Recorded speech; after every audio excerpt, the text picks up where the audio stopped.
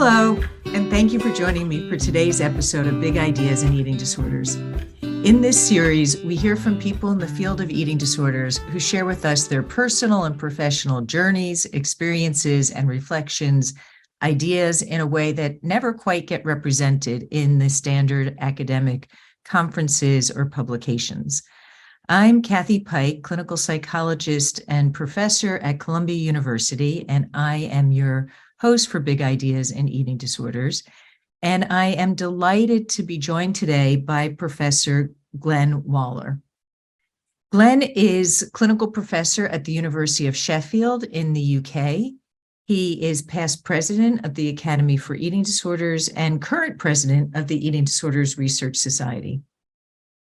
Professor Waller specializes in cognitive behavioral therapy for eating disorders. He's published extensively in the field, has contributed many publications, over 300 papers and books, delivered training on CBT, really an expert in this area, recognized nationally and globally. Glenn, we're delighted to have you join us today. That guy doesn't sound anything like me. Let's find out who you are. Glenn, let's start at the beginning. So, growing up years, when did you realize you were going to go into psychology? It was a bit of an interrupted start, really. I didn't start in psychology. I actually started out as a psychiatric nurse. And during my time doing that, during my training for a while afterwards, I kept recognizing it was the psychological bits that made the difference. From what I could see, I worked with a couple of behavior therapists, psychologists, and that just got me thinking, wow, there's something more you can do here. There's something about helping people not just be okay, but to change towards being better. And so my goal really arose from seeing how people could do so well. And that's what got me into psychology, and that ended up with me thinking I quite like the research as well as the clinical side. And that's kind of been my career ever since, really. Bit of research, bit of clinical work, bit of teaching. So when you were a psychiatric nurse, what kind of setting, where did you work? It was in a grand old psychiatric hospital here in the UK, in the days when they were just coming away from the idea of asylum and more towards the idea of can we help people live in the community? But it was in that transition period when no one was, let's say, I wouldn't say anybody now knows 100% what they were doing, but we were far below 50% in knowing what we were doing at that stage. And that's also the very first time I ever encountered anybody with an eating disorder. As a nurse, seeing people being treated using old-fashioned methods, the old kind of bed rest, you will have a radio if you gain enough weight kind of approach. And was this a unit that had a whole range of individuals with vast different kinds of disorders? Every disorder going, from young adults all the way through to people with Alzheimer's. I think there were about 50 different units within the hospital. So everything was represented there. And you said you were, as a psychiatric nurse, it was the first time that you encountered someone who had an eating disorder.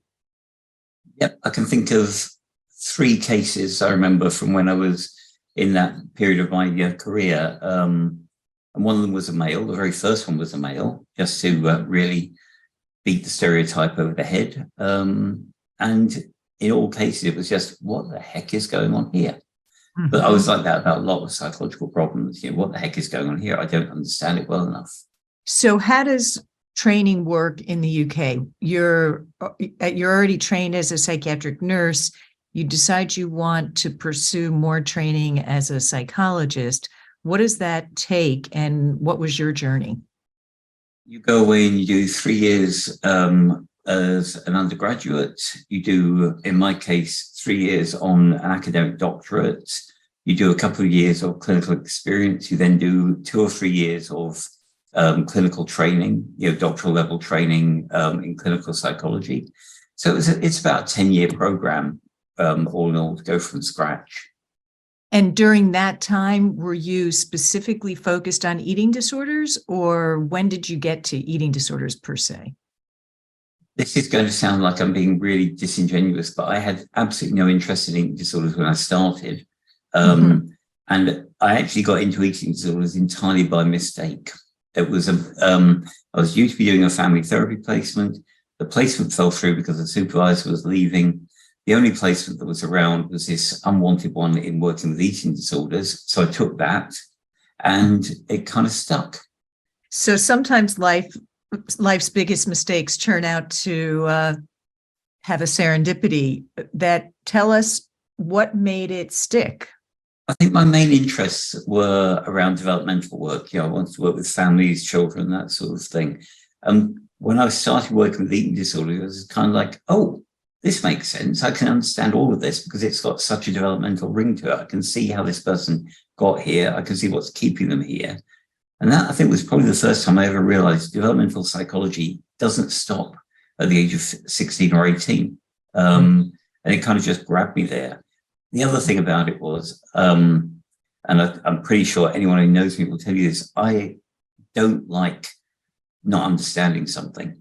And when I encountered eating disorders, it was, what the heck is going on here? I think part of that is, I'm male, I'm less, I've known fewer people, I'm less into the culture of diet, etc. So to me, there was a bit of an academic puzzle about it, as well as the sheer kind of clinical quandary about what do we do for people like this. Mm-hmm. And what was happening in terms of treatment for people with eating disorders when you were doing your training? There was this little known person called Fairburn, who was just coming up with some ideas about cognitive behavioral approaches. There were a couple of papers starting about family-based treatments from the Maudsley. And there was a bit of stuff coming out, the Italian systemic therapists. Beyond that, there wasn't really a huge amount. We were using behavioral and cognitive techniques that it sounds horrible, but we were making a lot of help as we went along. We were saying, what's the problem? How do we deal with it? It sounds like the field was still really early in its formulation and its frameworks to apply in terms of etiology and treatment. You are inherently curious and want to understand the world around you. Do you remember particular patients or frustrations that were part of your early training? It's hard to know how you separate it out because there have been so many. It's still something that surprises me. I can remember the first day I was working on this placement. I can remember that I saw 4 people on that day, and I could still remember 3 of them and how they did. And 2 of them did really well, and I was really happy. One of them had the most hideous background, something I'd not come across before. And to this day, I regret not knowing more. If I could meet her now, I think I could probably do a lot more for her. I look back on my career for those early days, and I keep thinking, oh no, what an idiot. But unfortunately, I don't think I was that much worse than other people back then. It's taken us a long while to get to grips with what it is we can do. I look at outcomes for people with eating disorders with the best treatments we've got. And with all due respect to those wonderful people who develop these, we're still pretty sort of poor at helping people with eating disorders to get well. I was saying this to some people I was teaching the other day. If we can get maybe 60% of people with bulimia or binge eating disorder, if we can get 50 or 60% of those well, great. And that's more than we used to get. But there's still 40% who aren't getting well. I'm not really going to be that happy until I'm hearing numbers that scrape at the kind of 90%. So I'm really hoping we haven't given up and said, okay, those were the early days. Now we're much more sophisticated. We have nothing much left to learn. One of my messages to people would be, we have still got a heck of a long way to go. And I think you raise a really important point, which is beware of thinking we have arrived, right? And we do have models and frameworks now that give us maybe more confidence going in, but as you say, still leave many people symptomatic. And we need to do. We need to think about doing, not just think about, we need to be doing much better. So what is that drive meant for you? What is doing better, and how have you tried to contribute to getting us further along in terms of improving treatment outcomes? I remember a conversation about 12 years ago with somebody who isn't in the field of eating disorders particularly, though he's done some work in the area. And he said to me, shouldn't you be winding down now, Glenn? You're of an age where you would be absolutely entitled to just poddle along for the next 10, 15 years and let other people do the developing. And unfortunately, I'm really much more irritating than that. So the things that I work with some fabulous people. I'm really lucky. If you're familiar with that quote about standing on the shoulder of giants, I've always thought that's how I've managed to get to where I am. And the collaborators I work with, I could never have got anywhere near this without them. Mm-hmm. But the work that we as a team have been doing has been about trying to make sure we've got, the last 10 years has all been about developing briefer, more effective, scalable interventions that we can roll out without the therapy taking twice as long as it needs to and still retaining good outcomes. Mm-hmm. So for me, before COVID came along, we had long waiting lists. Since COVID, we've got even longer waiting lists. Mm-hmm. I don't like the thought that I could be sitting there seeing somebody and taking ages over it, and there's somebody else on the waiting list out there who would love to get some help. Mm-hmm. So this sounds very brutalistic, but I think probably the most important term in the work that I do is probably turnover. Helping us to get people not just into therapy, but through therapy successfully, so they get on with their lives and we get to help the next person along. Mm-hmm. That's been the drive for the last 10 years or so. Mm-hmm. So interesting. Your comment reminds me of something that I often say to patients if they're considering going into the hospital, which is the only reason you go in the hospital is to get out of the hospital. And this idea about being focused on outcomes and objectives around recovery. So that's hard work in this field of therapy. We have time-limited treatments that, as you mentioned, the work that Chris Fairburn has done in championing CBT and many colleagues who have contributed to that framework, enhancing that framework and approach to eating disorders. We still have a long way to go. You've been doing this clinical work for a long time. I know you've got some big ideas about how we should be doing it. One comment that you make is we need to really focus on outcomes and efficiency. But big picture, what big idea would you say shapes the work that you do today or informs the work that you do today? From my point of view, that need to go beyond we can get 60% or 30% or whatever proportion of people better. To me, the next step in that is one that's about us as clinicians. And this is something where it kind of goes back to your point earlier on. If you're going into hospital, the goal should be to get out of hospital. And even to say that to a patient can be something that has people going, oh, you can't say that to somebody. Mm-hmm. We're really good at identifying, for example, when a family member accommodates a problem. So, okay, I won't insist they eat that food at that particular time. We're not so good at identifying when we as clinicians do the same accommodation. And what I'd like to do is use that knowledge, that experience to say to other people, if you're going to mess it up, do it in a new and different way. Don't repeat the mess ups we've made before, because you have to take the risk of messing something up before you can get better at doing something. You learn from the things that went well, you discard the things that didn't. Mm-hmm. So the one thing I would like to recommend that any clinician does is they go for the notion of being brave. Mm-hmm. That we don't say, okay, it's enough to be in the room with the patient. it's enough to have the patient in the inpatient unit, whatever the setting might be. To me, it's really important we look at the evidence, and the evidence says we need behavioral change, and we need that change to be early. Mm-hmm. So if somebody is underweight, we need them to start eating early on to gain weight in order to learn that things can improve. If somebody is normal weight or overweight, and we need to get them starting to eat in a regular enough way that they can learn, actually, I don't have to binge. You know, I can eat normally. Food doesn't have to be out of my control. So the reason we want this early is all the evidence says most of the therapy benefit happens in the first few sessions of therapy. You know, by session 10, we're starting to run out of gas really seriously. Adding another 20 sessions on isn't going to really help the patient. What it does is it makes us feel better because we never have to say, you know what, I think we've got to the end. We're much better at saying, I'll see you next week, than we are at saying, actually, I think we're going to need to stop now because you've stopped changing.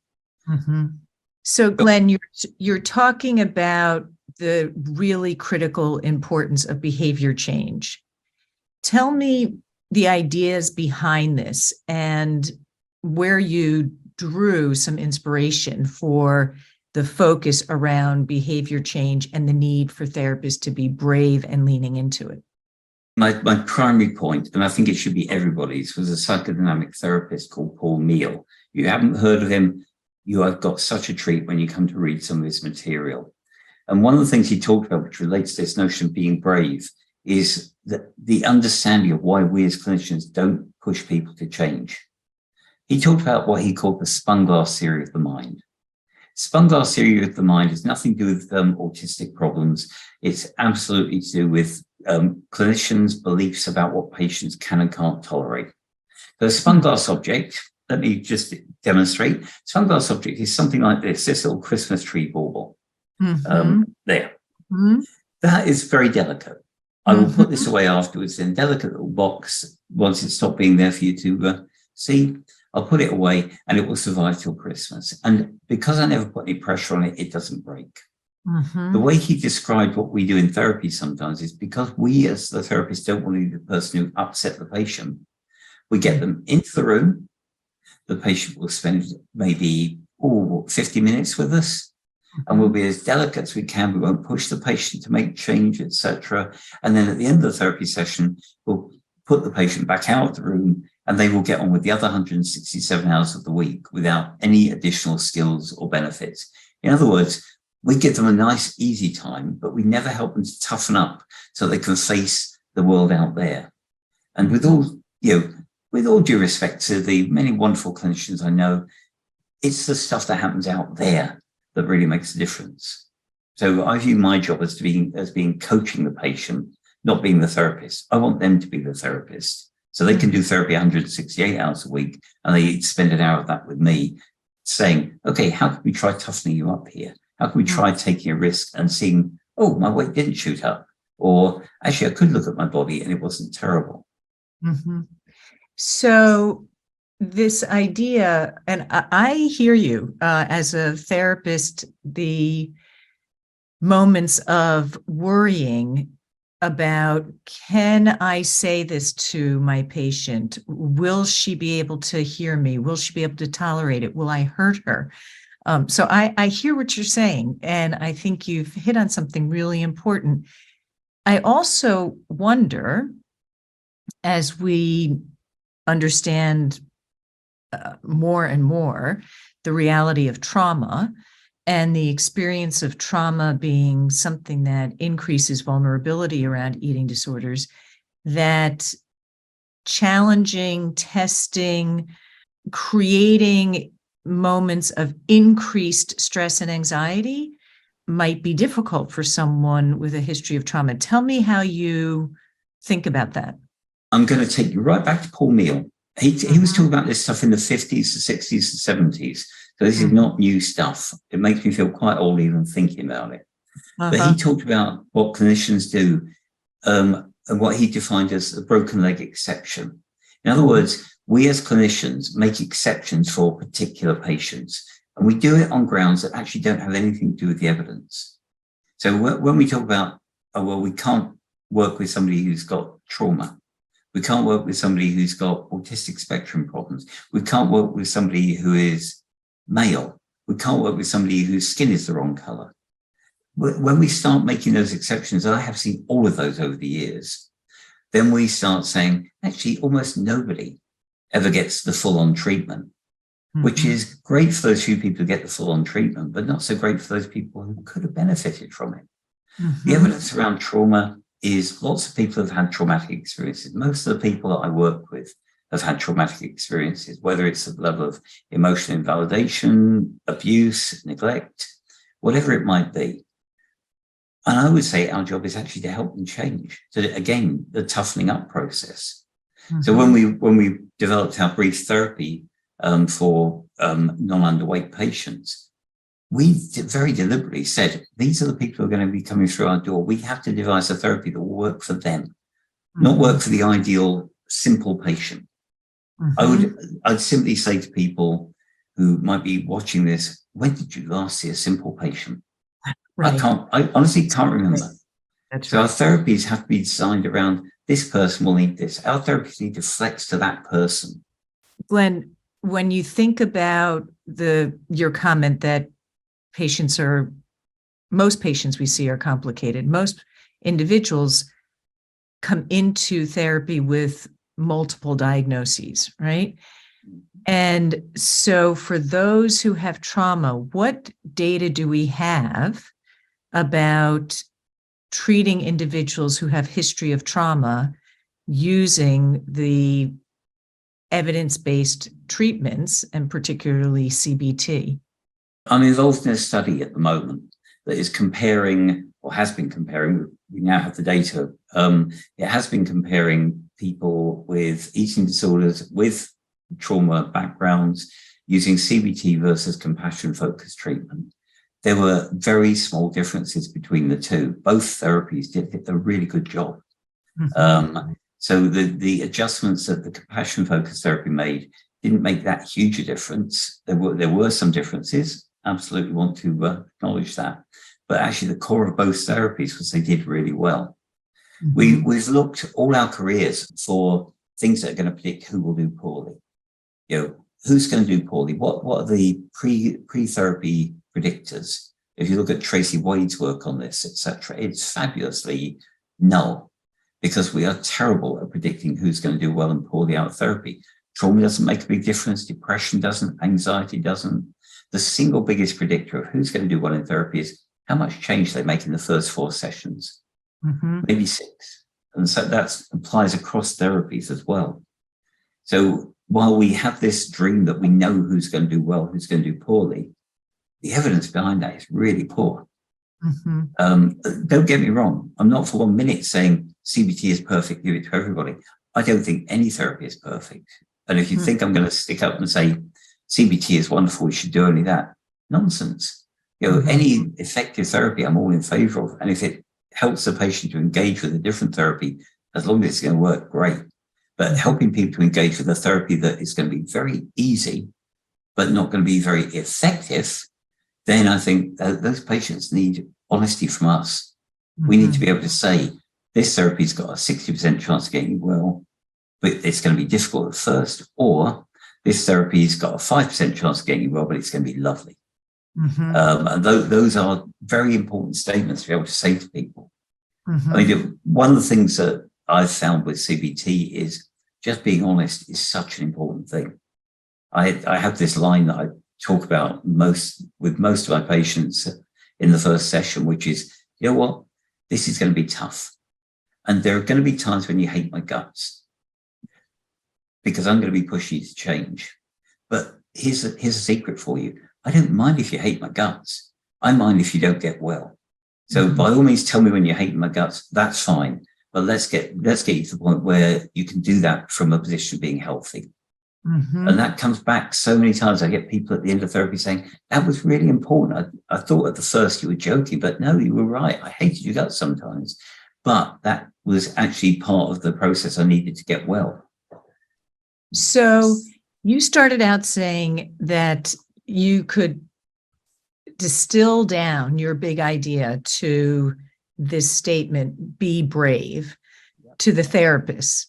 It also sounds like it's a statement that when clinicians are able to work in a space of being brave, that they empower their patients, their clients, to be brave. Is that a piece of what you think is so important about clinicians being brave? I think it's about what we do in our own heads about okay, this is scary. So every time I ask a patient to eat differently, I always think, what if their weight really does go up by 5 kilos? But I have to tolerate my own anxiety. That's the part of the being brave I'm after. I'm asking my patient to be incredibly brave, because I get to be brave about them for an hour a week. They have to be brave the other 167 hours. I also have to get my colleagues to be brave. I have to work in an environment where everybody is saying, right, we're all scared about whether we get this right or not, but we're going to support each other. And that's equally important. The other group, of course, is families and carers. They need to understand this stuff. The reason that we've written, and several other people have written books for carers for families, is we need them to understand we're not just trying to be difficult. And there's a reason why, if you help us to, as a family, help your youngster to eat differently, you're helping that youngster. I think that the way that we always frame it is, if we aren't brave, then we can be very supportive. But the question is, are we supporting the person with the eating disorder, or are we supporting the eating disorder?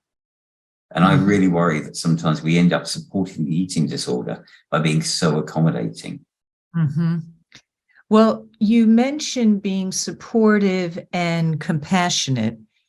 As you describe being brave, I think you can be brave and supportive and compassionate in what you're describing in your approach. So would you say that's true?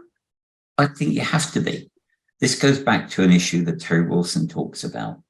It's the notion of firm empathy. I have to care about my patient, but I also have to be firm about, if you want to get better, I understand it's going to be really scary to change, but if you don't change, you're going to be stuck with this eating disorder for forever. It doesn't just go away.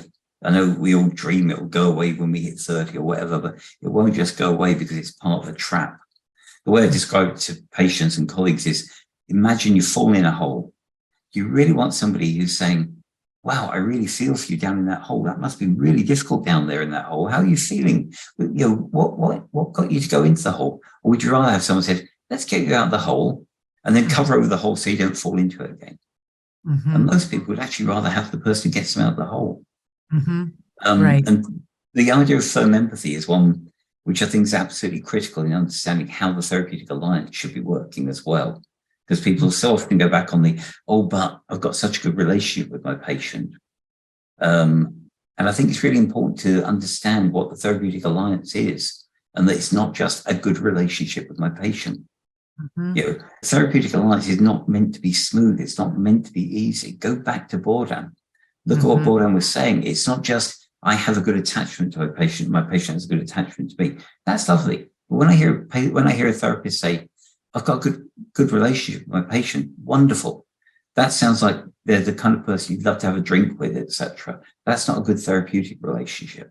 Therapeutic relationships involve you working on joint goals, tasks of therapy, etc. And by the nature of that contrast, you get. I always think of the therapeutic alliance as being a prickly thing. It's more like a cactus, not a smooth balloon, but a cactus, which is kind of, at some point you're going to end up being hurt by it. But the critical thing is, okay, how do we overcome those therapeutic ruptures? If you spend your entire time thinking, I must never have a therapeutic rupture, what you're having is a lovely, smooth chat. Honestly, I don't think our patients need us to have a nice chat. And what you're saying then is that's not a place, you're not in a space of standing brave, because there are issues that you're not addressing. Absolutely. Or behavior change that's not happening.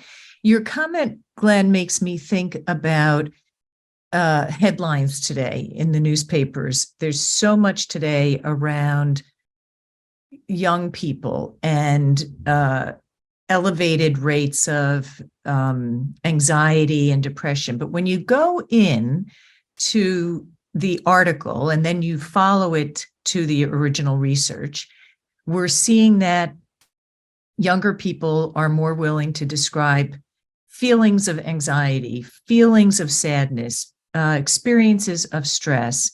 And it, in some cases, is getting misrepresented as disorder, as something that is a terrible thing to ever feel. And what I'm hearing from you, maybe because I believe it, so I'm listening for it, but what I'm hearing from you is that actually there's a therapeutic value to experiencing stress and leaning into that, using it for growth. And that I think that connects to what you're describing in terms of being brave, is communicating that that's where we grow. Is that right? Am I getting that right? You are, because so much of that experience of stress is about what can I cope with. Mm-hmm. I was brought up on the diathesis stress model, the notion that you're absolutely fine with a fairly high level of stress as long as you've got the coping mechanisms. Mm-hmm. My colleagues often describe my working day as incredibly stressful. I don't experience it that way because I know how to do a lot of this stuff. Mm-hmm. I don't feel lost with it. But I'd feel a bit kind of bored if I didn't have a bit of stress around with it.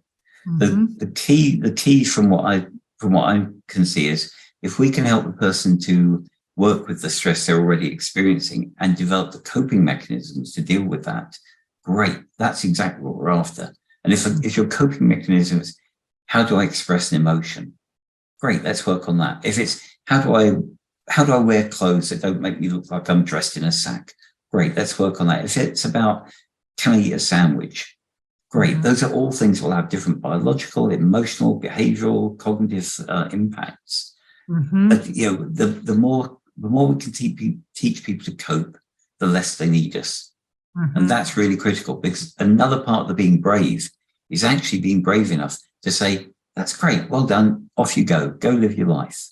Mm-hmm. And I know so many clinicians who are really quite poor at that. They tend to hold the patient much longer than needed, so the mm-hmm. patient doesn't have to develop those coping skills. So you've talked about your own experience of standing on giants. Can you share with us a bit about how you think about mentorship and how you think about who mentored you and your role as a mentor today to colleagues coming up in the field? The number of people I've drawn inspiration from is way beyond anything I could talk about in a 5-hour broadcast like this. I think if I pulled out the examples of people who really made me think, that is what I want to be like, mm-hmm. then people like Terry Wilson, people like Bob Palmer, people who've made me think, oh, okay, now I get it. Now I understand just what it is that you can do by mixing in a bit of who you are with what you do. Mm-hmm. I think those people have been really inspirational, but so are so many. Mm-hmm. I pick up an article, I watch a presentation, and I think, I want that person working with me. Mm-hmm. Sometimes I pick up an article and I think, I want that person to employ me mm-hmm. because they're so good. I think we owe it as mentors. And I've got this whole idea, I probably have got to the age where I'm probably more mentor than mentee material. I think we owe it to the next generation and the generation of that to keep the train of mentoring going. Mm-hmm. Because if we don't open up and talk about this stuff with younger people, then they can't make their choices and they can't see what the options might be.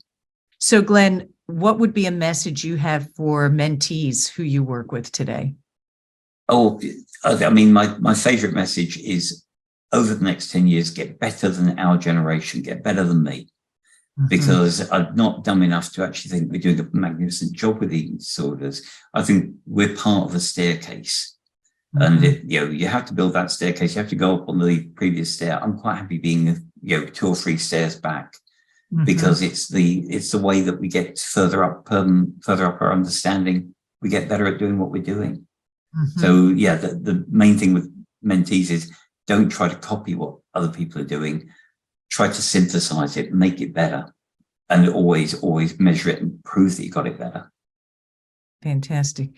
So reflecting back, when you started this work, you didn't know you were going into eating disorders. You had this accidental exposure. It became the puzzle that intrigued you, drew you in. It's been your life work. Anything that especially stands out as something you thought you were going to be able to solve when you were young and starry-eyed compared to where you stand today? I don't think I ever thought I'm going to solve this. I thought it would be quite nice to maybe write a paper or two, maybe, get better. I think I've probably gone further than I ever would have said, 20 years ago. But I do remember thinking and saying about 10, 20 years, about 20 years ago, when we as a field have solved eating disorders, I'll move on to something else. And sadly, I don't think we've done that yet. So as you say, it's my life's work so far. There might be a little more time, I don't know. But broadly speaking, I would say the thing that I'm really pleased about is that we've got much better at dealing with some people. The thing that drives me still, the thing that drives some of the clinical research that we're doing right now is we're still really poor at working with anorexia nervosa by comparison. So that's the thing I'd like to make a small indent on. I don't think we'll solve it, but I think being able to say, okay, we can add 10% to the number of people who get better will be a major change right now. Again, in 20 years' time, I hope they'll be completely wiped out by much better therapies. One last question for you. As you project forward, as you say, 20 years from now, what's one thing that you hope that generation of researchers or clinicians will be able to say was their contribution? I would say I'd like in 20 years' time that we weren't so busy burying ourselves in silos. And one thing that I've learned over the years is we talk about eating disorders like they are something completely different to every other disorder going. But when you look at them, actually, there's an awful lot of very common pathways, common problems, common interventions that we can use. And yet still, I talk to people about innovations in the fields of anxiety and depression. And in those fields, people go, yes, we know about that. In the eating disorders, we tend to be far, far behind. I usually say in CBT, at least, we're probably 15, 20 years behind the rest of the field of CBT. It's like we kind of don't quite buy the idea that people with eating disorders might have problems that have got something in common with other disorders. We need to stop thinking in silos like that because there's so much we can learn from outside of this field that is so important. So that's what I'd like people to be doing in 10, 20 years, thinking, what can I steal from other areas? I've stolen from other areas my entire career, and it's been pretty helpful. I'd like other people to get good at that too. Well, you certainly have brought an enormous curiosity to the field and put it to work and contributed significantly. As you say, we're doing better than when you started as a clinician, doing better than when I started as a clinician, but we have a ways to go, and really appreciate your being part of that staircase and a step in the right direction. Thanks, Glenn, for joining us. Good fun. Thank you.